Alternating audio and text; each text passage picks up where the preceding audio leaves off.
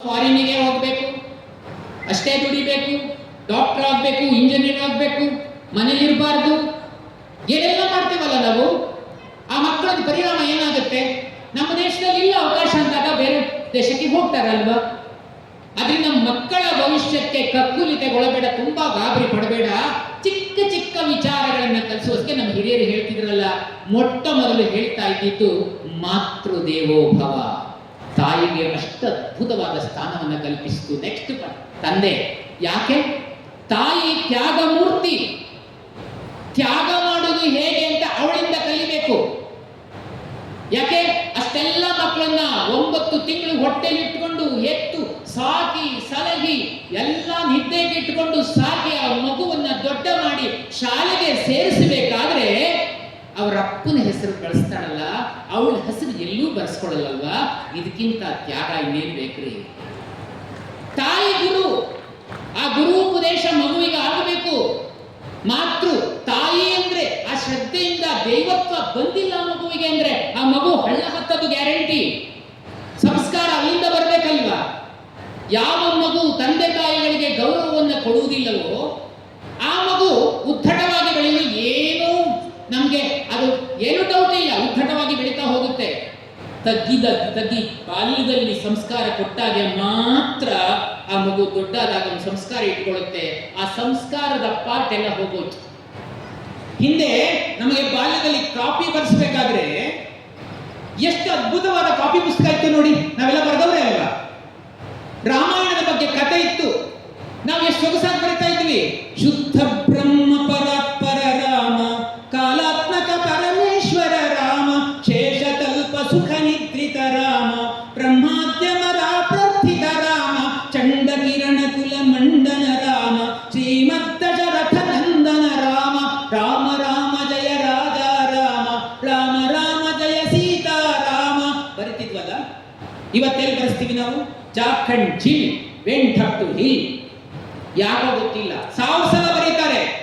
ಇವತ್ತು ಶಿಕ್ಷಣ ಇದೆಯಲ್ಲ, ಶಿಕ್ಷಣದ ಬೇರಿಗೆ ಔಷಧ ಕೊಡಬೇಕಾಗಿದೆ ಹೊರತು ಮತ್ತಿನ್ಯಾವುದೂ ಇಲ್ಲ. ದೊಡ್ಡವರಾದ್ಮೇಲೆ ಹೇಳಿ ಕೇಳಲ್ಲ. ಮಕ್ಕಳ ಭವಿಷ್ಯಕ್ಕೆ ಕಕ್ಕುಲಿತೆಗೊಳ್ಳಬೇಡ, ಪಕ್ಕಾಗುವುದು ಭಾಗ್ಯವೆಂತೆಂತೋ ಜಗದಿ. ದಕ್ಕಿತೇಂ ಕುರುಪಾಂಡು ತನಯಜ್ಞ ರಾಜ್ಯ ಸುಖ ದಿಕ್ಕವರಿಗವರವರೇ ಮಂಕುತಿಮ್ಮ. ಮಕ್ಕಳ ಭಾಗ್ಯ ಇದೆಯಲ್ಲ ಭಗವದ್ ಅಧೀನವಾದದ್ದು. ಹೇಗೋ ಭಾಗ್ಯ ಪಕ್ಕ ಆಗತ್ತೆ, ನಾವು ಅಂದಾಗಲ್ಲ. ನಾವೇನೋ ಇದನ್ನೇ ಮಾಡ್ತೀವಿ ಅಂತ ಹೋಗ್ತೀವಲ್ಲ, ಅದಕ್ಕೆ ಹಾಗಾಗ್ತಾರೆ. ನಾವು ಎಲ್ಲಿ ಅಂತ ಸಂಸ್ಕಾರ ಕಲಿಸ್ತೇವೆ ಹೇಳಿ? ಯಾವ ತಾಯಿ ಕಲಿಸ್ತಾಳೆ? ಲಕ್ಷ್ಮೀಧರ ಮಾತನ್ನ ಪಾಲಿಸಿದ್ಲಲ್ಲ ಅವಳು. ಆ ಶಾಸನದಲ್ಲಿ ಬರುತ್ತಲ್ಲ, ಏನು ಅದ್ಭುತ ಕಾವ್ಯ ಅದು. ಏನ್ ಕಲಿಸ್ತಾ ಇದ್ಲು? ಕೆರೆಯಂ ಕಟ್ಟಿಸು. ಮಗುವಿಗೆ ಹಾಲು ಉಣಿಸುವಾಗ ಹೇಳುತ್ತಿದ್ದ ಮಾತು, ಹಾಲಿನ ಧಾರೆ ಜೊತೆಗೆ ಸೂಕ್ತಿಯ ಧಾರೆ ಎರಡು ಸೇರಿ ಬೆಳೆಸ್ತಾ ಇದ್ದಲ್ಲ. ಕೆರೆಯಂ ಕಟ್ಟಿಸು, ಬಾವಿಯಂ ಸವೆಸು, ದೇವಾಗಾರವಂ ಮಾಡಿಸು, ಅಜ್ಜರೆಯೊಳ್ ಸಿಲ್ಕಿದ ನಾಥರಂ ಬಿಡಿಸು, ಮಿತ್ರರ್ಗಿಂಬು ಕೈ ನಂಬಿದವರ್ಗೆರ ಒಟ್ಟಾಗಿರು, ಶಿಷ್ಯರಂ ಕೊರೆ ಇಂತೆಲ್ಲವಂ ಪಿಂತೆ ತಾನರೆದೊಳ್, ಕಿವಿಯೊಳ್ ಪಾಲರೆ ಒಂದು ತೊಟ್ಟು, ಕಿವಿಯೊಳ್ ಲಕ್ಷ್ಮೀಧರಾಮಾತ್ಯನ. ಆ ಲಕ್ಷ್ಮೀಧರಾಮಾತ್ಯ ಮಗುವಾಗಿದ್ದಾಗ ಎಂತ ಗ್ರೇಟ್ ಆದ ಪ್ರೌಢದೇವರ ಆಸ್ಥಾನದಲ್ಲಿ ಒಂದು ಮಹಾಮಂತ್ರಿ ಆಗಿದ್ದ. ಎಷ್ಟು ಬುದ್ಧಿವಂತ ಆಗಿದ್ದ. ತಾಯಿ ಬೆಳೆಸಿದ ರೀತಿ. ಮಗನೇ, ಅವಳಿಗಾಗಿ ಏನು ಕಳ್ಕೊಳ್ಳಿಲ್ಲ. ಕೆರೆಯಂ ಕಟ್ಟಿಸು.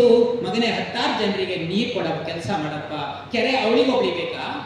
ಇಡೀ ಜಗತ್ತಿನ ಜನರಿಗೆ ಅನುಕೂಲ ಮಾಡುವಂತ ಕೆಲಸ ಮಾಡು. ಬಾವಿಯಂ ಸವೆಸು, ದೇವಾಗಾರವಂ ಮಾಡಿಸು. ದೇವಸ್ಥಾನ ಕಟ್ಸು ಅಂತ ಹೇಳಿದ್ಲಂತೆ ಅವಳು. ಇವತ್ಯಾರು ದೇವಸ್ಥಾನ ಕಟ್ಸಲ್ಲ. ಪರಮ ಪೂಜ್ಯರಂತವ್ರು ಮಾತ್ರ ದೇವಸ್ಥಾನ, ದೇವ ಸನ್ನಿಧಿ ಬೇಕು ನಮ್ಮ ಮಕ್ಕಳಿಗೆ, ಜನರಿಗೆ ಅಂತ ಕಟ್ಸ್ತಾರೆ. ಇವತ್ತು ನಮ್ಮ ಸರ್ಕಾರದವರು ಬಾರುಗಳನ್ನ ಕಟ್ಸೋದಕ್ಕೆ ಲೈಸೆನ್ಸ್ ಕೊಡ್ತಾರೆ. ಕುಡ್ದು ನಮ್ಮ ಯುವಕರೆಲ್ಲ ಸಾಯಿ ಅಂತ. ಇಂಥವ್ರನ್ನ ನಂಬಬೇಕಾ ನಾವು? ಕೆಲವರು ಮಾತಾಡುವಾಗ ಯಾವ ಪಕ್ಷವೂ ನಮಗೆ ಹೊರತಲ್ಲ, ಎಲ್ಲರೂ ತಮ್ಮ ಸ್ವಾರ್ಥಕ್ಕಾಗಿ ದುಡಿಯೋರು.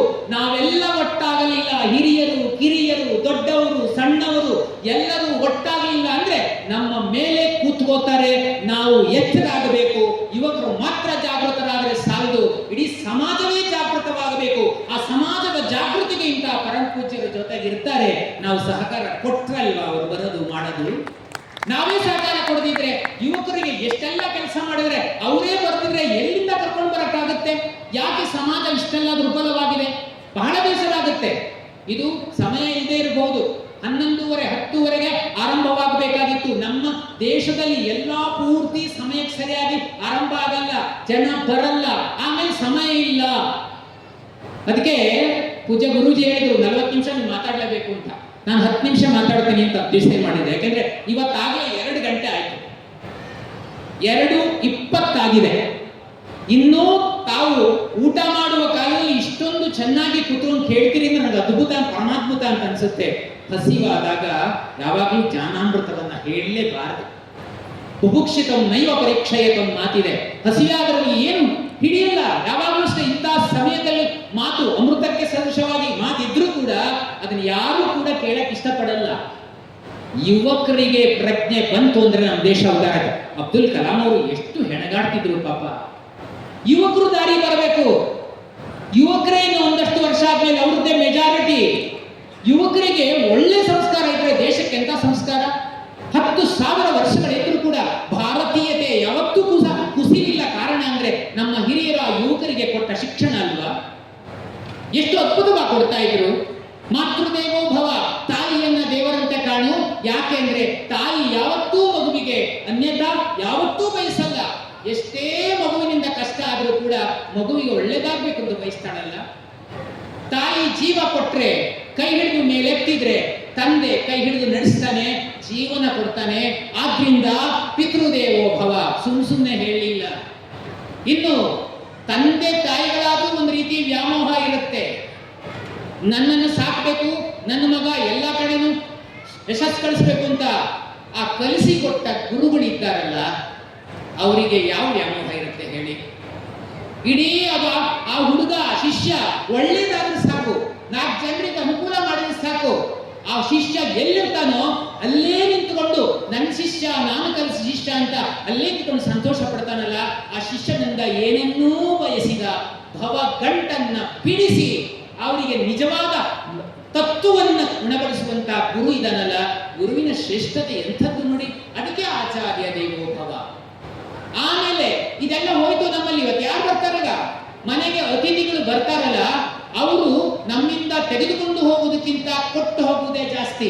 ನಮ್ಮ ಮಕ್ಕಳಿಗೆ ಹಲವಾರು ಸಾರಿ ಹೇಳ್ತಾ ಇರ್ತೀವಪ್ಪ, ಅವ್ರು ಕೇಳಲ್ಲ. ಪ್ರವೀಣ್ ಗೋಲ್ಕಿಂಡಿ ಅಂತ ಕೊಳಲು ವಾದಕ ನಮ್ಮ ಮನೆ ಕರೆಸಿದ್ವಿ ಅಂತ ಇಟ್ಕೊಳ್ಳೋಣ.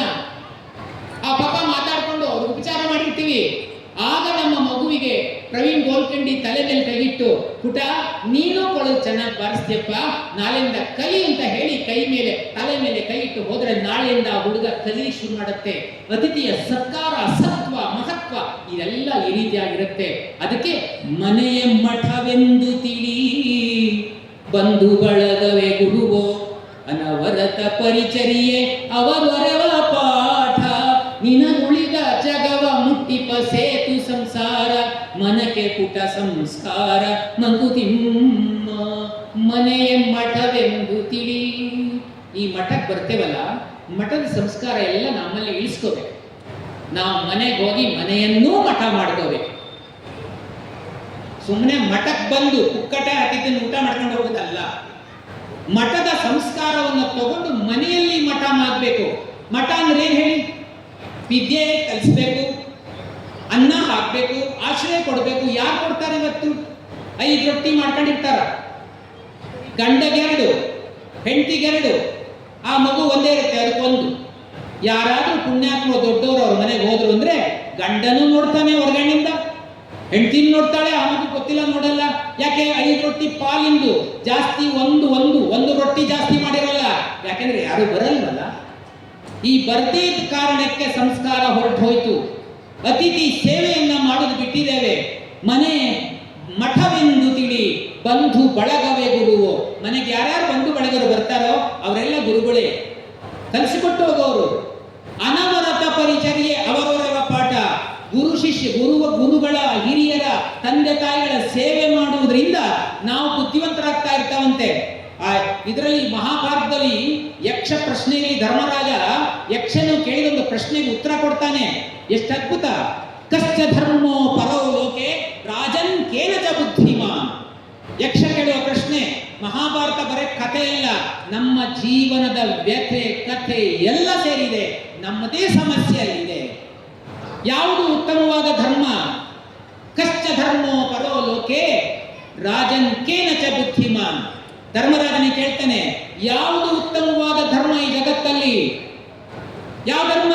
ಹಿಂದೂ ಧರ್ಮವೋ, ಮುಸ್ಲಿಂ ಧರ್ಮವೋ, ಕ್ರಿಶ್ಚಿಯನ್ ಧರ್ಮವೋ? ಯಾವ ಧರ್ಮ? ಯಾವುದನ್ನು ಹೇಳಿಲ್ಲ. ನಮ್ಮಲ್ಲಿ ಧರ್ಮಗಳ ಮದುವೆ ನಡುವೆ ಗೋಡೆ ಹಾಕೊಂಡಿದ್ದೀವಿ. ಹಾಗಾಗಿ ಧರ್ಮ ವಿಶಾಲವಾಗಿ ಬೆಳಿಲಿಕ್ಕೆ ಬಿಡುವುದಿಲ್ಲ ನಾವು. ಮಾನವ ಧರ್ಮ ಶ್ರೇಷ್ಠ, ಅದಕ್ಕೆ ಸಾರೋದು ಪಂಚಪೀಠಾಧೀಶರು. ಆದ್ರಿಂದ ಕಶ್ಚ ಧರ್ಮ ಪರೋ ಲೋಕೆ ರಾಜನ್ ಕೇನ ಚ ಬುದ್ಧಿಮಾನ್. ಈ ಲೋಕದಲ್ಲಿ ಯಾವುದು ಉತ್ತಮವಾದ ಧರ್ಮ ಮತ್ತೆ ಯಾವುದರಿಂದ ಮನುಷ್ಯ ಬುದ್ಧಿವಂತನಾಗ್ತಾನೆ ಅಂತ ಎರಡು ಪ್ರಶ್ನೆಗೆ ಧರ್ಮರಾಜ ಕೊಡ್ತಾನೆ, ಆನೃಶ್ಯಂಸ್ಯಂ ಪರೋ ಧರ್ಮ. ಆನೃಶ್ಯಂಸ್ಯಂ ಪರೋ ಧರ್ಮ ರಾಜನ್ ಬುದ್ಧಿಮಾನ್ ವೃದ್ಧ ಸೇವೆಯ. ಎಷ್ಟು ಚೆನ್ನಾಗಿ ಹೇಳಿದೆ ನೋಡಿ ಇಲ್ಲಿ, ಬುದ್ಧಿಮಾನ್ ವೃದ್ಧ ಸೇವೆಯ. ಈ ದಯೆ ಇದೆಯಲ್ಲ, ಅದು ಇಡೀ ಜಗತ್ತಿನಲ್ಲಿ ಶ್ರೇಷ್ಠವಾದ ಧರ್ಮ. ದಯೆ ಇಲ್ಲ ಅಂದ್ರೆ ಅದು ಎಂಥದ್ದು ದುಡಿದ್ರೆ ಏನು ಪ್ರಯೋಜನ ಹೇಳಿ? ಆ ಟ್ರಂಪಾಸುರ ಇವತ್ತು ಏನೆಲ್ಲ ಅನಾಹುತ, ಇಡೀ ಜಗತ್ತಿಗೆ ಒಂದು ಕ್ರಿಮಿ ಅವನ ಮೆದುಳಲ್ಲಿ ಹುಟ್ಟಿ ಇಡೀ ಜಗತ್ತಿಗೆ ಸರ್ವನಾಶಕತ್ವವನ್ನು ಮಾಡ್ತಾ ಇದ್ದಾನಲ್ಲ. ಒಂದು ದಯೆಯನ್ನ ಕಲಿಸಿದ್ರೆ, ಇಂಥ ಮಠಕ್ಕೆ ಬಂದು ಒಂದು ಆಶೀರ್ವಾದವನ್ನು ಪಡ್ಕೊಂಡಿದ್ರೆ ಆ ವ್ಯಕ್ತಿ ಹೇಗಾಗ್ತಿದ್ದ? ಅಬ್ರಹಾಂ ಲಿಂಕನ್ನೇ ಆಗ್ತಿದ್ದ ಅಲ್ವಾ? ಯಾಕೆ? ಅವನಿಗೆ ಬಾಲ್ಯದಲ್ಲಿ ಇಂಥ ಶಿಕ್ಷಣ ಕೊಡ್ಲಿಲ್ಲ, ಸಿಗ್ಲಿಲ್ಲ. ಹುಚ್ಚಾಬಟ್ಟೆ ಹಿಟ್ಲರ್ ಏನೆಲ್ಲ ಅನಾಹುತ ಮಾಡಿದ, ಕೊನೆಗೆ ಏನಾಯ್ತು ಅವನಿಗೆ ಅವಸ್ಥೆ? ತಾನೇ ಗುಂಡು ಹೊಡ್ಕೊಂಡು ಸಾಗಬೇಕಾದ ಪರಿಸ್ಥಿತಿ ಬಂತು. ದಯೆಯೇ ಧರ್ಮವಯ್ಯ, ದಯವಿಲ್ಲದ ಧರ್ಮವಾದ ಯಾವುದಯ್ಯ ಅಂತ ಬಸವಣ್ಣವರು ಅಧ್ಯಯನ ಹೇಳಿದ್ದು. ಅದೇ ಮಹಾಭಾರತದ ಅಂಶ. ಆನುಷ್ಯಂಸ್ಯಂ ಪರೋ ಧರ್ಮ ರಾಜನ್ ಕೇನ ಚ ಬುದ್ಧಿಮಾನ್. ಯಾವುದರಿಂದ ಬುದ್ಧಿವಾನ್ ಆಗ್ತಾನೆ ಅಂದ್ರೆ, ಮನೆಯಲ್ಲಿರುವ ಹಿರಿಯರ ಸೇವೆ ಮಾಡುವುದರಿಂದ ಬುದ್ಧಿವಂತನಾಗ್ತಾನೆ. ಇದು ನಮಗೆ ನೋಡ್ಲಿಕ್ಕೆ ಅಲ್ವಾ? ಎಲ್ಲಿ? ಅದಕ್ಕೆ ಅಕ್ಕ ಮಹಾದೇವಿ ಹೇಳಿಲ್ಲ, ಮೊದಲು ಹೇಳಿದ್ನಲ್ಲೋ, ನೆಲದ ಮರೆಯ ನಿಧಾನದಂತೆ. ಭೂಮಿಯ ಒಳಗಡೆ ಇರುವ ಆ ಸಂಪತ್ತಿದೆಯಲ್ಲ, ಎಲ್ಲಿ ಕಾಣಿಸುತ್ತೆ? ಅಗಿಬೇಕು, ಸಂಸ್ಕಾರ ಮಾಡಿದ್ರೆ ಮಾತ್ರ ಸಿಗುತ್ತೆ. ಫಲದ ಮರೆಯ ರುಚಿಯಂತೆ. ಆ ಫಲದ ಒಂದು ಹಣ್ಣಿನ ಒಳಗಡೆ ಎಂತ ರುಚಿ ಇದೆ ನೋಡಿದ್ರೆ ಕಾಣಿಸಲ್ಲ, ತಿಂದ್ರೆ ಮಾತ್ರ ಗೊತ್ತಾಗೋದು. ಫಲದ ಮರೆಯ ರುಚಿಯಂತೆ, ಶಿಲೆಯ ಮರೆಯ ಹೇಮದಂತೆ. ಕಲ್ಲಿನ ಒಳಗಡೆ ಚಿನ್ನ ಇರುತ್ತಲ್ಲ, ಚಿನ್ನ ಪಡ್ಕೋಬೇಕಾದ್ರೆ ಎಷ್ಟು ಕಷ್ಟಪಡಬೇಕು? ಸಂಸ್ಕಾರ ಅಷ್ಟು ಸುಲಭವಾಗಿ ಬರ್ಲಿಕ್ಕೆ ಸಾಧ್ಯ ಇಲ್ಲ. ಹಾಗೆಯೇ ಇಷ್ಟೆಲ್ಲ ಉದಾಹರಣೆಯೊಂದಿಗೆ ಅಕ್ಕ ಮಹಾದೇವಿ ಹೇಳ್ತಾಳೆ, ಭವದ ಮರೆಯಲ್ಲಿ ಇಪ್ಪ ಬ್ರಹ್ಮನಪ್ಪ. ಭವದ ಮರೆಯ ಬ್ರಹ್ಮನಪ್ಪ. ಇಡೀ ಪ್ರಪಂಚದ ಹಿಂದೆ ಭಗವಂತ ಇದ್ದಾನೆ, ಶಿವ ಇದ್ದಾನೆ. ಅವನನ್ನ ಯಾರೂ ಕಂಡುಕೊಳ್ಳಿಕ್ಕಾಗುವುದಿಲ್ಲ. ಕಣ್ಣಿಗೆ ಸಿಕ್ಕಲ್ಲ, ಕಿವಿಗೆ ಕೇಳಿಸಲ್ಲ, ರುಚಿಗೆ ನಿಲ್ಕಲ್ಲ. ಎಂಥ ಅದ್ಭುತವಾದ ಶಕ್ತಿ! ಆ ಅದ್ಭುತವಾದ ಶಕ್ತಿಯನ್ನ ಅರಿಬೇಕು ಅಂದ್ರೆ ಜ್ಞಾನದಿಂದ ಮಾತ್ರ ಸಾಧ್ಯ. ತಲೆಯ ಮೇಲೊಂದು ತಲೆಯು ಇದ್ದಿತಲ್ಲ, ಆ ತಲೆಯ ನುಂಗಿತ್ತಲ್ಲ. ಸತ್ತು ಹಾಲ ಸವಿಯ ಬಲ್ಲಡೆ, ದೇಹದ ಕೀಲ ನರಿಯ ಬಲ್ಲಡೆ. ಅದು ಯೋಗ ನೋಡ, ಅದು ಶಿಶು ಕಂಡ ಕನಸಿನುಳ್ಳ ತೃಪ್ತಿ ಗುಹೇಶ್ವರ. ಅಲ್ಲಪ್ರಭುಗಳು ಎಷ್ಟು ಚೆನ್ನಾಗಿ ಹೇಳ್ತಾರಲ್ಲ, ಆ ಜ್ಞಾನ ಕಣ್ಣಿಗೆ ಕಾಣುವುದಿಲ್ಲ, ಅನುಭವಿಸಿ ನಾವು ಮಾಡಬೇಕು. ಆದ್ರಿಂದ ಆ ಸಂಪತ್ತನ್ನ ನಮ್ಮ ಮಕ್ಕಳಿಗೆ, ಯುವಕರಿಗೆ, ಆ ಸಂಸ್ಕಾರವನ್ನ ಯುವಕರಿಗೆ ಬಾಲ್ಯದಿಂದ ನಾವು ಕೊಡ ಮಾಡಿದ್ರೆ ಖಂಡಿತವಾಗಿಯೂ ಸಮಾಜ ಸುಧಾರಣೆ ಆಗೇ ಆಗುತ್ತೆ. ಇವತ್ತು ನಾವೇ ತಪ್ಪು ಮಾಡ್ತಾ ಇದ್ದೀವಿ. ಯಾಕೆ ಅಂದ್ರೆ ನಮ್ಮ ಮಕ್ಕಳು ಅಪಾರವಾದ ಸಂಪತ್ತನ್ನ ಗಳಿಸಬೇಕು ಅಂತ ಎಲ್ಲರಿಗೂ ಇರುತ್ತೆ. ಆ ಸಂಪತ್ತು ಮಾನವೀಯ ಧರ್ಮದಿಂದ ಬರಬೇಕು ಅಂತ ಯಾವತ್ತಾರು ಬಯಸ್ತಾನೆ. ಅದಕ್ಕೆ ಶಂಕರಾಚಾರ್ಯ ಚೆನ್ನಾಗಿ ಹೇಳ್ತಾರೆ, ಸಂಪದ ಸ್ವಪ್ನ ಸಂಕಾಶ ಯೌವನಂ ಕುಸುಮೋಪಮಂ ವಿದ್ಯುತ್ ಚಂಚಲಮಾಯುಷ್ಯಂ ತಸ್ಮಾತ್ ಜಾಗೃತ. ಎಚ್ಚರಿಸ್ತಾರೆ ನೋಡಿ, ನಮ್ಗೆಲ್ಲರಿಗೂ ಎಚ್ಚರಿಕೆ. ಏನು ಈ ಎಚ್ಚರ ನಮಗಿಲ್ಲ, ಮರ್ತಿದ್ದೇವೆ ನಾವು. ಸಂಪದ ಸ್ವಪ್ನ ಸಂಕಾಶ. ಈ ಸಂಪತ್ತುಗಳೆಲ್ಲ ಇದೆಯಲ್ಲ, ನಾವು ಯಾವುದಕ್ಕಾಗಿ ಹೋರಾಡ್ತಿದ್ದೀವಿ ಅದು ಸ್ವಪ್ನ ಇದ್ದಾಗೆ, ಕನಸಿದ್ದಾಗೆ. ಆ ಕನಸು ಯಾವತ್ತೂ ನನಸಾಗುವುದಿಲ್ಲ. ಈ ಸಂಪತ್ತು ಅಲ್ಪಕಾಲ ಸಂತೋಷ ಕೊಡುವಂಥದ್ದು, ಅದೇ ಗ್ರೇಟ್ ಅಲ್ಲ. ಅದನ್ನು ಹಿಡ್ಕೊಂಡು ಕುತ್ಕೋಬೇಡ, ಅದು ಬೇಕಾಗುವಷ್ಟು ಉಪಯೋಗಿಸು. ಸಂಪದ ಸ್ವಪ್ನ ಸಂಕಾಶ ಯೌವನಂ ಕುಸುಮೋಪಮಂ. ನಮ್ಮ ಯುವಕರಿಗೆಲ್ಲ ಹೇಳ್ಬೇಕು ನಾವು, ಯೌವನ ಎಂಬುದು ಹೂವಿನ ಹಾಗೆ ಬೆಳಿಗ್ಗೆ ಅರಳುತ್ತೆ, ಸಂಜೆ ಬಿದ್ದು ಹೋಗುತ್ತೆ. ಹೂವಾದರೂ ಜಗತ್ತಿಗೊಂದು ಉಪಕಾರ ಮಾಡುತ್ತೆ, ಇರುವಷ್ಟು ಕಾಲ ಸುವಾಸನೆಯನ್ನ ಹರಡುತ್ತೆ, ಚಂದವನ್ನ ಚೆಲ್ಲುತ್ತೆ, ಮಕರಂದವನ್ನ ದುಂಬಿಗಳಿಗೆ ದಾನ ಮಾಡುತ್ತೆ, ಕೊನೆಗೆ ನಗುತ್ತಾ ನಗುತ್ತಾ ಬಿದ್ದು ಹೋಗುತ್ತೆ. ನಮ್ಮ ಯುವಕರು ಏನ್ ಮಾಡಬೇಕು ಅಂತ ಗೊಂದಲ ಅವರಿಗೆ. ಯಾಕೆ ಈ ಸಭೆಗೆ ಬರಬೇಕೋ ಬೇಡವೋ ಅಂತ ಗೊಂದಲದಿಂದ ಬರಲಿಲ್ಲ ಅವರು. ಗೊಂದಲ ಯಾವಾಗ ಪರಿಹಾರ ಆಗಬೇಕು? ಯೌವನಂ ಕುಸುಮೋಪಮಂ. ಯೌವನ ಅಂದ್ರೆ ಹೂ ಅರಳಿದ ಹಾಗೆ ಹೆಚ್ಚು ಕಾಲ ಇರಲ್ಲ ಅದು. ಯೌವನಂ ಧನ ಸಂಪತ್ತಿ ಪ್ರಭುತ್ವಂ ಅವಿವೇಕಿತ ಏಕೈಕಮಪ್ಯನರ್ಥಾಯ ಕಿಂ ಯತ್ರ ಚತುಷ್ಟಯಂ. ಯಾಕೆ ದಾರಿ ತಪ್ತಾರೆ ನಮ್ಮ ಯುವಕರು ಅಂತ ಎಷ್ಟು ಚೆನ್ನಾಗಿದೆ. ಇದನ್ನು ಎಲ್ಲಿ ಕಲಿಸ್ತೇವೆ ನಾವು? ಇಂಥದ್ದು ಯಾವುದು ಬೇಡವಲ್ಲ. ನಾವೇನೆಲ್ಲ ಕಲಿಸ್ತೀವಿ ಯೋಚನೆ ಮಾಡಿ. ಬೇಕಾದ್ದು ಕಲಿಸಲ್ಲ. ಆದ್ರಿಂದ ನಮ್ಮ ಮಕ್ಕಳು ನಾವು ಅನ್ಸ್ಕೊಂಡಾಗಿ ಇರಲ್ಲ. ಆದ್ರಿಂದ ಯೌವನಂ ಧನ ಸಂಪತ್ತಿ ಪ್ರಭುತ್ವಂ ಅವಿವೇಕಿತ. ಯೌವನ ಬಂದಾಗ ಹುಷಾರಾಗಿರ್ಬೇಕಂತೆ. ಯೌವನ ಬರಬೇಕಾದ್ರೆ ಮೊದಲು ಅವ್ರಿಗೆ ಸಂಸ್ಕಾರ ಕೊಡಬೇಕು. ಧನ ಸಂಪತ್ತು ಮೊದಲು ಬರಬೇಕಾದ್ರೆ ಮೊದಲೇ ಅವ್ರಿಗೊಂದು ಸಂಸ್ಕಾರ ಇರಬೇಕು. ಸಂಸ್ಕಾರ ಇದ್ದ ವ್ಯಕ್ತಿ ಎಷ್ಟೇ ಹಣ ಇದ್ರೂ ಕೂಡ, ನಮ್ಮ ವಿಜಯ ಸಂಕೇಶ್ವರ ಇದ್ದಾರಲ್ಲ, ಎಷ್ಟು ಕೋಟ್ಯಾಧಿಪತಿ ಅವರು, ಇವತ್ತು ಹೇಗಿದ್ದಾರೆ ಹೇಳಿ? ಅಬ್ದುಲ್ ಕಲಾಂ ಎಂತ ಅಧಿಕಾರದಲ್ಲಿ ಪವರ್ಫುಲ್ ಆಗಿದ್ರು, ಅವ್ರು ಹೇಗಿದ್ರು ತಿಳ್ಕೊಂಡ್ರೆ ಇಷ್ಟೇ ಅಲ್ವಾ? ನಮ್ಮ ಮಕ್ಕಳೆಲ್ಲ ಅಬ್ದುಲ್ ಕಲಾಂ ಆದ್ರೆ, ವಿಜಯ ಸಂಕೇಶ್ವರ ಇದ್ದಾಗಾದ್ರೆ, ಸಿದ್ದೇಶ್ವರ ಅಪ್ಪಾಜಿಯರ ಹಾಗಾದ್ರೆ ನಮ್ಮ ದೇಶಕ್ಕೆ ಯಾವತ್ತಾದ್ರೂ ದುರ್ಭಿಕ್ಷ ಬರ್ಲಿಕ್ಕೆ ಸಾಧ್ಯನಾ? ಅವರಿಗೆ ಬಾಲ್ಯದಲ್ಲಿ ಆ ಸಂಸ್ಕಾರ ಸಿಕ್ತಲ್ಲ. ಯೌವನ, ಧನ ಸಂಪತ್ತು, ಪ್ರಭುತ್ವ ಅಂದ್ರೆ ಅಧಿಕಾರ. ಅಧಿಕಾರ ಬಂದಾಗ ಹಳ್ಳ ಹಿಡಿದ್ಬಿಡ್ತಾರೆ. ಅಜ್ಞಾನ, ಇಷ್ಟು ಒಂದೊಂದಿದ್ರು ಸಾಕಂತೆ ಅನರ್ಥ ಅಂತೆ. ಎಲ್ಲವೂ ಸೇರ್ಕೊಂಡ್ರೆ ಬಾಣಭಟ್ಟ ಕಾದಂಬರಿ ಅಂತ ಒಂದು ಕೃತಿ ಬರೆದಿದ್ದಾನೆ. ಶುಕನಾಸ ಅಂತ ಒಬ್ಬ ಮಂತ್ರಿ, ತಾರಾಪೀಡನ ಮಂತ್ರಿ, ತುಂಬಾ ಪವರ್ಫುಲ್ ಮಹಾಜ್ಞಾನಿ. ಹಿಂದೆಲ್ಲ ರಾಜರುಗಳು ತುಂಬಾ ಜ್ಞಾನಿಗಳನ್ನ ತಮ್ಮ ಮಂತ್ರಿಯನ್ನಾಗಿ ಮಾಡ್ಕೊಂಡಿದ್ರು. ಈಗ ಮಂತ್ರಿಗಳಿಗೆ ಅಜ್ಞಾನ ಇರುವುದರಂಗೆ IAS ಆಫೀಸರ್ ಅಕ್ಕಪಕ್ಕ ಇಟ್ಕೊಂಡಿರ್ತಾರೆ ಅಲ್ವಾ? ಎಷ್ಟು ಚೆನ್ನಾಗಿ ಧರೆಯುಳ್ ನಾನಾ ಚಮತ್ಕಾರಮಂ ಅರಿಯಲ್ ಬಲ್ಲಡೆ ಮಂತ್ರಿಯಾಗೂ ಪ್ರಭುವಾಗಾರೆಂದೊಡನ್ ಕೋಪಮಂ ತೊರೆಯಲ್ ಬಲ್ಲಡೆ ಯೋಗಿಯಪ್ಪುದೈ ಷಡ್ವರ್ಗಂಗಳಂ ಗೆಲ್ವಡೆ ತೆರಬಲ್ಲರ್ಪಣಯಪ್ಪುದೈ ಹರ ಹರ ಶ್ರೀಚನ್ನ ಸೋಮೇಶ್ವರ. ಇಂಥ ಗೀತೆಗಳು ಎಷ್ಟು ವಚನಗಳಿದಾವಲ್ಲ. ನಮ್ಮ ಮಕ್ಕಳು ಎಲ್ಲಿ ಬರುತ್ತೆ ಇದು? ಇರಿಯಲ್ ಬಲ್ಲಡ ವೀರನಾಗು ಧರಯಳ್ ನಾನಾ ಚಮತ್ಕಾರಮಂ ಅರಿಯಲ್ ಬಲ್ಲಡೆ ಮಂತ್ರಿಯಾಗು. ಮಂತ್ರಿ ಎಂತವನಾಗಿರ್ಬೇಕು ಅಂತ ಹೇಳ್ತಾರೆ. ಅದರಿಂದ ಅಂಥ ಮಂತ್ರಿ ಇದ್ದ ಶುಕನಾಸ ಅಂತ. ತಾರಾಪೀಡ ಪಂಗನಿಗೆ ಯುವರಾಜ್ಯಾಭಿಷೇಕವನ್ನ ಮಾಡಬೇಕಾದ್ರೆ ಶುಕನಾಸ ಹತ್ರ ಕಳಿಸ್ತಾನೆ. ಅವನು ಈ ಮಾತನ್ನು ಹೇಳ್ತಾನೆ. ಯೌವನಂ ಧನಸ ಗರ್ಭೇಶ್ವರತ್ವಂ ಅಭಿನವ ಯೌವನತ್ವಂ ಅಪ್ರತಿಮ ರೂಪತ್ವಂ ಅಮಾಂಶ ಶಕ್ತಿತ್ವಂ ಚೇತಿ ಮಹದೀಯಂ ಖಲು ಅನರ್ಥ ಪರಂಪರ ಏಕೈಕಮಪ್ಯನರ್ಥಾಯ ಕಿಮು ಯತ್ರ ಚತುಷ್ಟಯಂ. ಇವೆಲ್ಲ ಅನರ್ಥ ಮಾಡ್ತಾ ಇದ್ದಾರೆ. ನಮ್ಮ ಯುವಕರಿಗೆ ಪ್ರಜ್ಞೆ ಇರಬೇಕು. ಗರ್ಭೇಶ್ವರತ್ವಂ, ಹೊಟ್ಟೆಯಿದ್ದಾಗಲೇ ಶ್ರೀಮಂತನಾಗಿರುವಿಕೆ ಅನರ್ಥ ತಂದುಕೊಡುತ್ತಂತೆ. ಗರ್ಭೇಶ್ವರತ್ವಂ ಅಭಿನವ ಯೌವನತ್ವಂ, ಈಗ ತಾನೇ ಉದಯಿಸಿದ ಯೌವನ. ಇವತ್ತು ನಮ್ಮ ಯುವಕರು ಯಾವ ರೀತಿ ಯೌವನವನ್ನು ಉಪಯೋಗಿಸಬೇಕು ಗೊತ್ತಿಲ್ಲ. ಮಧ್ಯದಾರಿಯಲ್ಲಿ ನಿಂತ್ಕೊಂಡು ಇಡೀ ದಿವಸ ಕಾಲ ಕಳೀತಾರೆ. ಏನ್ ಮಾತಾಡ್ತಾರೆ ಗೊತ್ತಿಲ್ಲ. ಕಾಲೇಜಿಗೆ ಬಂದ್ರು ಓದಲ್ಲ.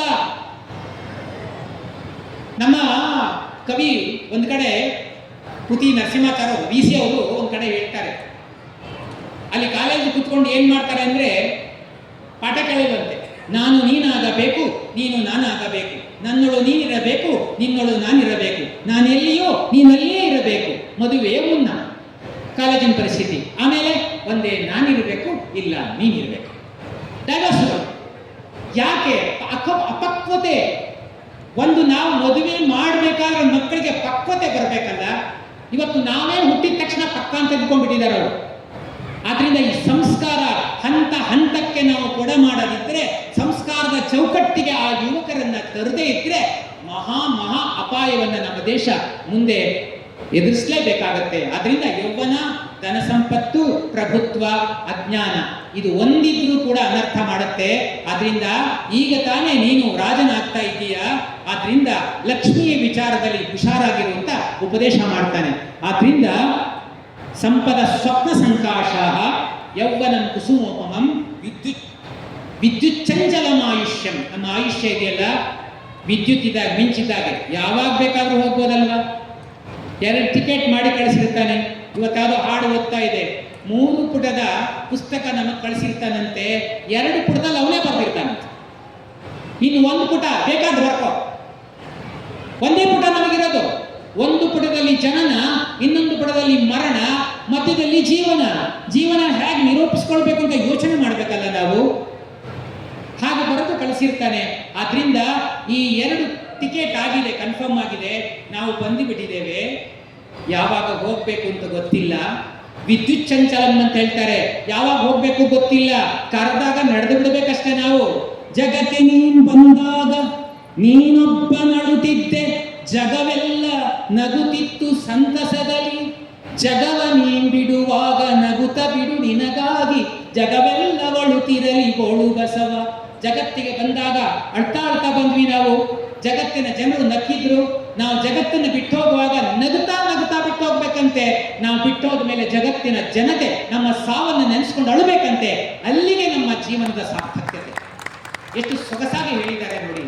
ಹೇಳ್ತಾ ಹೋದ್ರೆ ಉದ್ದುದ್ದ ಹೇಳಬೇಕಾಗತ್ತೆ. ಹೊಸ ಚಿಗುರು ಹಳೆ ಬೇರು ಕೂಡಿರಲು ಮರ ಸೊಬಗು, ಹೊಸ ಯುಕ್ತಿ ಹಳೆ ತತ್ವದೊಡೆಗೂಡೆ ಧರ್ಮ, ಋಷಿ ವಾಕ್ಯದೊಡನೆ ವಿಜ್ಞಾನ ಕಲೆ ಮೇಳವಿಸೆ, ಜಸವು ಜನ ಜೀವನಕ್ಕೆ ಮಂಕುತಿಮ್ಮ. ಎಷ್ಟು ಅದ್ಭುತವಾಗಿ ಬರೆದಿದ್ದಾರೆ. ಯಾವುದನ್ನು ನೆಗ್ಲೆಕ್ಟ್ ಮಾಡುವಾಗಿಲ್ಲ. ಕಾಳಿದಾಸ ಮಾಳವಿಕಾಗ್ನಿಮಿತ್ರ ಅಂತಂದು ನಾಟಕ ಬರ್ತಾನೆ. ಅದರೊಳಗೆ ಹೇಳ್ತಾನೆ, ನಾನು ಬರೆದ ಕೃತಿನೇ ಎಲ್ಲ ಇದೆ ಅಂತ ತಿಳ್ಕೊಳ್ಳಲ್ಲ.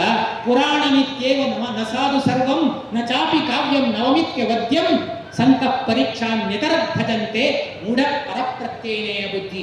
ಇಂಥದ್ದೆಲ್ಲ ನಮ್ಮ ಯುವಕರಿಗೆ ಕಲಿಸ್ಬೇಕಲ್ವಾ. ಇವತ್ತೆಲ್ಲಿದೆ ಡಿಪೆಂಡೆನ್ಸಿ ತುಂಬಾ. ಈ ಹಳೇದು ಅಂತ ಮಾತ್ರಕ್ಕೆ ಎಲ್ಲವೂ ಕೂಡ ಚೆನ್ನಾಗಿರುತ್ತೆ ಅಂತ ಹೇಳಕ್ಕಾಗಲ್ಲ. ಹೊಸದು ಅಂತ ಮಾಡಲಿಕ್ಕೆ, ಹೊಸದು ಅಂತ ಆದ ತಕ್ಷಣ ಅದು ದೋಷವುಳ್ಳದ್ದು ಅಂತ ಹೇಳಲಿಕ್ಕೂ ಆಗುದಿಲ್ಲ. ಎರಡನ್ನೂ ಸಮಜಾಯಿಸಿಕೊಂಡು ಬದುಕಬೇಕಲ್ವಾ. ಪುರಾಣ ಮಿತ್ಯೇವ ನ ಸಾಧು ಸರ್ವಂ ನ ಚಾಪಿ ಕಾವ್ಯಂ ನವಮಿತ್ಯ ವದ್ಯಂ ಸಂತ ಪರೀಕ್ಷಾ ನ್ಯತರಧ್ವಜಂತೆ. ಸಜ್ಜನರು ಪರೀಕ್ಷೆ ಮಾಡಿ ಒಳ್ಳೆಯದನ್ನು ಮಾತ್ರ ಸ್ವೀಕರಿಸ್ತಾರೆ. ಅಜ್ಞಾನಿ ಮಾತ್ರ ಬೇರೆಯವರು ಏನ್ ಮಾಡ್ತಾರೋ ಅದರಂತೆ ಮಾಡ್ತಿರ್ತಾನೆ. ಸ್ವಂತ ಶಕ್ತಿ ಮರೆತು ಬಿಡ್ತಾನಲ್ವಾ.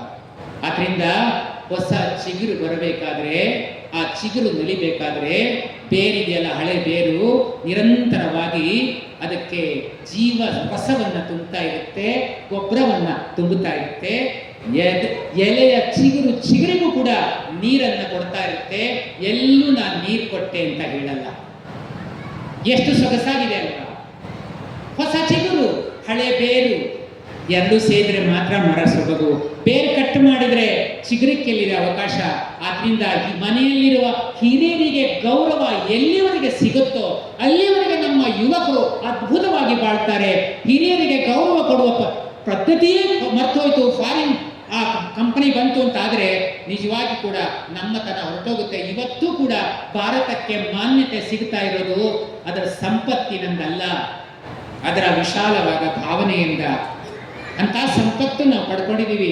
ನಮ್ಮ ಭಾರತೀಯರಿಗೆ ಯಾವುದು ಕೊರತೆ ಆಗಿದೆ ಹೇಳಿ? ಯಾವುದು ಕೊರತೆ ಆಗಿದೆ? ಅನ್ನವನ್ನ ಸಂಪಾದನೆ ಮಾಡುವ ಮಹಾ ದೇಶ ಈ ನಮ್ಮ ಭಾರತ. ಭಗವಂತ ಎಲ್ಲ ಕಡೆ ಹಂಚಿದ್ದಾನೆ. ಅಪ್ಪ ಗಲ್ಫ್ ಏರಿಯಾಕ್ಕೆ ಇರಾನ್ ಅಂತ ದೇಶಗಳಿಗೆ ಎಣ್ಣೆ ಕೊಟ್ಟ, ನಮ್ಮ ದೇಶಕ್ಕೆ ಅನ್ನ ಕೊಟ್ಟ. ಮಕ್ಕಳೇ, ಅನ್ನ ನೀವು ಅವ್ರಿಗೆ ಕೊಡಿ, ಎಣ್ಣೆ ಇವ್ರಿಗೆ ಕೊಡಿ, ಕಾದಾಡಬೇಡಿ ಅಂತ ಎಲ್ಲರಿಗೂ ಕೊಟ್ಟಬೇಕಾದ್ರೆ ಎಣ್ಣೆಗೆ ಬೇಲಿ ಹಾಕೊಂಡು ಕೂತ್ಕೊಂಡ್ರವರು. ಎಣ್ಣೆ ಇಲ್ಲದೆ ಭಾರತೀಯರಾದ ನಾವು ಬದುಕ್ತೇವೆ, ನೆನಪಿರ್ಲಿ. ಅನ್ನ ಇಲ್ಲದೆ ಅವರು ಒಂದು ಕ್ಷಣ ಬದುಕಲ್ಲ. ಎಚ್ಚರ ಇರಬೇಕಲ್ವಾ? ಈ ಭಾವ ಇದೆಯಲ್ಲ, ಎಂತ ಅದ್ಭುತ. ಎರಡೂ ಸೇರಬೇಕು. ವಿಜ್ಞಾನ ಕಲೆ ಮೇಳವಿಸೆ, ಹೊಸದು ಜೊತೆಗೆ ಹಳೇದು ಸೇರಿಕೊಂಡ್ರೆ ಮಾತ್ರ ಈ ಜೀವನಕ್ಕೆ ಯಶಸ್ಸು. ಆದ್ರಿಂದ ಪ್ರಕೃತಿಯ ಕಡೆಗೆ ನಮ್ಮ ರಂಭಾಪುರಿ ಈಶ್ವರರು ಒಂದು ಪರಿಸರದ ಬಗ್ಗೆ ಎಷ್ಟು ಕಾಳಜಿ ಇಟ್ಟುಕೊಂಡಿದ್ದಾರೆ ಅಂದ್ರೆ ನೀವು ಹೋಗಿ ನೋಡಬೇಕು.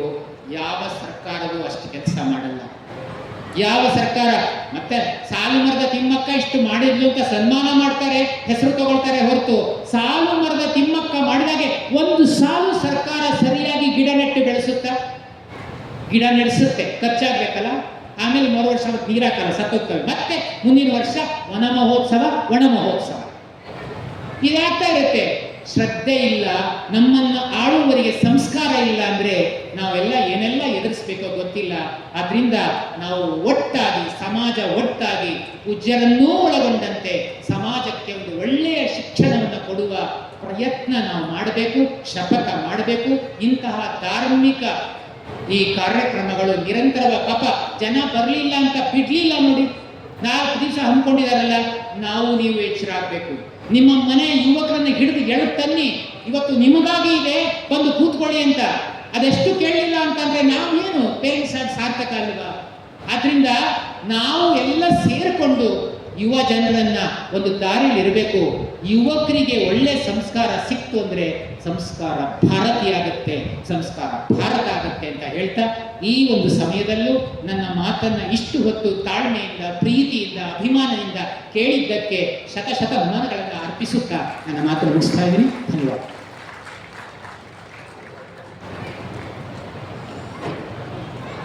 ಶ್ರೀಮಠದ ಕಡೆಗೆ ಒಗ್ಗೂಟ ಸಮಾರಂಭದಲ್ಲಿ ಪಾಲ್ಗೊಳ್ಳುವುದರ ಮೂಲಕ ಹಳೆ ಬೇರು ಹೊಸ ಚಿಗುರು ಅನ್ನುವಂತಹ ವಿಷಯದ ಮೇಲೆ ಸಮರ್ಪಕವಾದಂತಹ ನುಡಿನೈವೇದ್ಯವನ್ನು ಶ್ರೀ ಗುರುವಿಗೆ ಸಮರ್ಪಣೆ ಮಾಡತಕ್ಕಂಥ ದೂರದ ಶಿವಮೊಗ್ಗದಿಂದ ಇವತ್ತಿನ ದಿವಸ ಶ್ರೀಮಠದ ಕಡೆಗೆ ಒಗ್ಗಟ್ಟು ಆಗಮಿಸಿರತಕ್ಕಂಥ ಶ್ರೀ GS ನಟೇಶ್ ಅವರು ಶಿವಮೊಗ್ಗ ನಗರದಿಂದ ಆಗಮಿಸಿ ತಮ್ಮ ನುಡಿ ಸೇವೆಯನ್ನು ಮಾಡಿದ್ದಾರೆ. ಪೂಜ್ಯರಿಂದ ಆಶೀರ್ವಾದದ ಕಾರುಣ್ಯವನ್ನು ಪಡೆದುಕೊಳ್ಳುವಂಥವ್ರು ಆಗಬೇಕು ಅಂತ ಅವರಲ್ಲಿ ವಿನಂತಿಸಿಕೊಳ್ತಾ ಇದ್ದೇನೆ.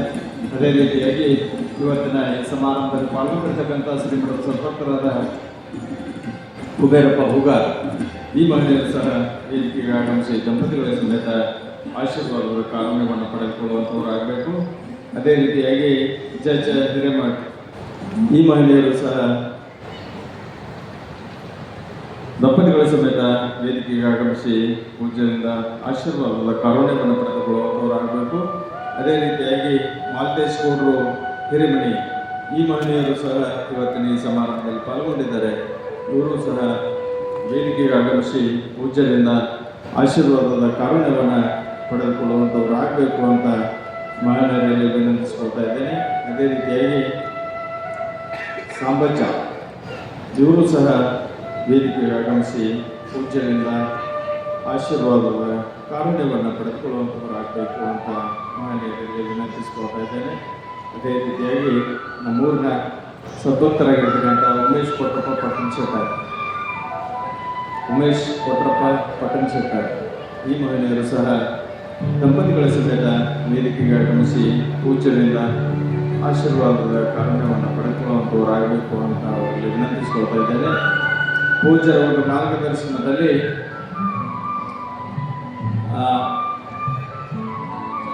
ತತ್ವಶಾಸ್ತ್ರ ವಿಭಾಗದಲ್ಲಿ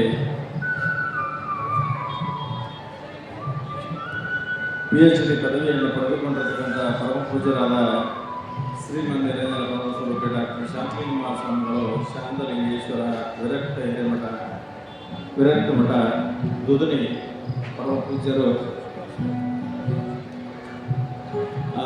ಪೂಜ್ಯರು ಗೌರವ ಸಮರ್ಪಣೆಯನ್ನು ಸೂಡಿ ಪರಮ ಪೂಜ್ಯರಿಗೆ ಮಾಡ್ತಾ ಇದ್ದಾರೆ. ತದನಂತರ ಅವರು ಸಹ 4 ನುಡಿಗಳನ್ನು ಹಂಚಿಕೊಳ್ಳುವ ಪೂರ್ವದಲ್ಲಿ ನಿರಂತರವಾಗಿ ಶ್ರೀಮಠದಲ್ಲಿ ನಡೆದಿರ್ತಕ್ಕಂಥ ಈ ಧಾರ್ಮಿಕ ಸಮಾರಂಭದಲ್ಲಿ ಪಾಲ್ಗೊಂಡು ಶ್ರೀಗಳ ಎಲ್ಲ ಕಾರ್ಯಗಳಿಗೆ ಕೈ ಜೋಡಿಸಿ ತಮ್ಮದೇ ಆಗಿರ್ತಕ್ಕಂಥ ಒಂದು ಸೇವೆಯನ್ನು ಸಮರ್ಪಣೆ ಮಾಡಿರ್ತಕ್ಕಂಥ ಶ್ರೀಮಠಕ್ಕೆ ಸಮರ್ಪಣೆ ಮಾಡಿರ್ತಕ್ಕಂಥ ಈ ಸುಳೂರಿನ ಪರಮ ಪೂಜ್ಯರು ವೇದಿಕೆಗೆ ಆಗಮಿಸಿ ನುಡಿನಮನವನ್ನು ಶ್ರೀ ಗುರುವಿಗೆ ಸಮರ್ಪಣೆ ಮಾಡುವಂಥವ್ರು ಆಗಬೇಕು ಅಂತ ಸುಳೂರಿನ ಪರಮ ಪೂಜ್ಯರಲ್ಲಿ ವಿನಯಿಸಿಕೊಳ್ತಾ ಇದ್ದೇನೆ. ಶ್ರೀಮಠದಲ್ಲಿ ವಾಸ್ತವವನ್ನು ಹೂಡುವುದರ ಮೂಲಕ